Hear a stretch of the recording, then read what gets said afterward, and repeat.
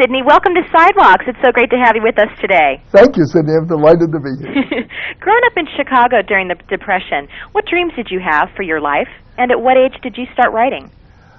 I sold my first poem when I was 10 years old to a children's magazine called We Wisdom. And for some reason, I always knew I wanted to be a writer. I grew up in the Depression, and my mother and father had both dropped out of school at 3rd grade. And my father's proudest boast was that he had never read a book in his life. On the other hand, my mother loved books and taught me a love of reading. So I grew up in a very strange kind of atmosphere for someone who was going to become a writer. Certainly. But I always knew that that's what I wanted to do. When did you first realize that you could actually make a living in this profession? Was there kind of a time when the light turned on and said, wow, I can actually do this? Well, I wrote short stories. There were then a lot of magazines that printed short stories, but not mine. Mine were all rejected. And I got a scholarship to Northwestern, and after 6 months I had to leave because the family needed the money, and I went to work. And I worked in check rooms and factories and did everything I could to help. And I finally went to Hollywood, and I got a job as a reader. I couldn't get a job as a writer. No one would hire me or talk to me. So I got a job as a reader at Universal for about $15, $17 a week. And I would get up at 4 in the morning and work on my own stories. And I finally started selling them. So I became a writer of B pictures and went into the Air Force when World War II broke out as a pilot. And I got my wings. And while waiting for secondary school, I went to New York. And I did 3 Broadway shows while I was there. So making use of good time. Absolutely. Then the war ended, and I went back to Hollywood with an original story called Suddenly It's Spring. And I sold it to David Selznick. He hired me to write the screenplay. And one day he said, we're going to change the title of your screenplay. And I said, we're going to change it to what?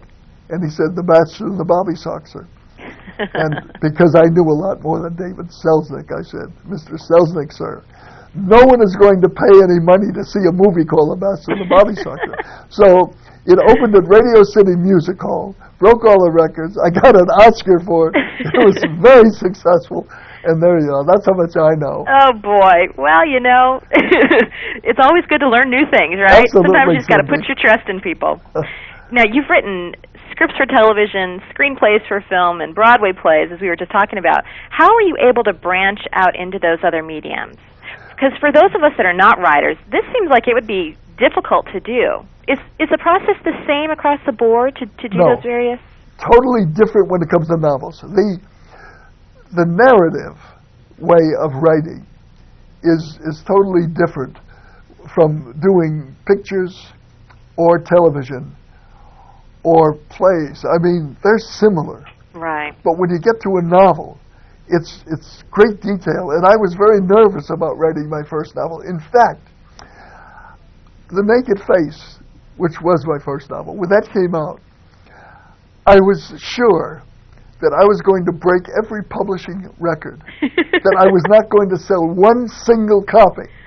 And in order to make certain that didn't happen, I went into a bookstore the day it came out, and I bought a copy. So I knew one copy would be sold. Just at least one. Yeah. But Cindy, it became a superstition. And I have bought one novel every time one of my books comes out to make sure that doesn't happen. And I will go in and buy a novel of The Sky is Falling. I think that is great. Now, strong-willed women appear in all of your novels. Usually it's the main character, and typically they overcome tremendous odds. Now, who are the women in your life that inspired, these powerful female characters? First was my mother, who was very much that way. I mean, she got us through a terrible depression when the whole country was in a depression. She worked and supported us, and it was great. So she was the first role model. And then I was married to an actress named Georgia Curtwright, who died. But she was that way. And now I'm married to Alexandra. And she is beautiful and talented, and she's wonderful. And I love to write about women like that. Well, of course, they're the most interesting people to write about, I would think. Absolutely, absolutely. We were so excited, Sidney, to have you on the show that we posted your appearance on our website and asked for viewer questions. Would you mind responding to a couple for us? I would love to. Amy from the Philippines emailed us and said that she's a big fan of yours. She says, I love the book Master of the Game, which is my favorite novel. What is your favorite book that you've written so far? I would say one of the most exciting and one of the best times I had writing a book was If Tomorrow Comes, which is the story of a woman who gets involved. She finally becomes a con artist because she's forced to. I enjoy doing that. And I love doing the books about Dana, which is The Best Laid Plans and The Stars and The Sky is Falling. Sure, sure. Now, Renee from Oakland emailed us and said, what is your creative process for writing, and how do you get your ideas? I don't recommend this to anybody. The way I write is to start with a character. I have no plot. I have no beginning, middle, or end. And that can be dangerous. But I start with a character. And I build from there, and I dictate my books to a secretary. Gotcha. Now, you have a deep concern for education and literacy in America and have put your money into that endeavor as well. Yeah. Why is this issue so important to you, and how have you become involved? Well, first of all, we have 30 million illiterate adult Americans. They can't read or write. Children get out of high school, can't do math, can't read, and it's a disgrace. And these people are going to be running the country and maybe the world one day. Right. So it's a very important issue. So I'm deeply involved in that, and we have to do something. We have to change the educational system. And if a child learns to read in kindergarten, that's too late. They have to learn at home. They have to learn a love of reading because their parents read to them and get them excited about reading. Do you have any career advice for people who are interested in becoming a writer and actually getting some more published? Absolutely. People come to me and say, I want to be a writer, I know I can be a writer. That's not good enough. My advice is write, do it, and don't let anyone discourage you.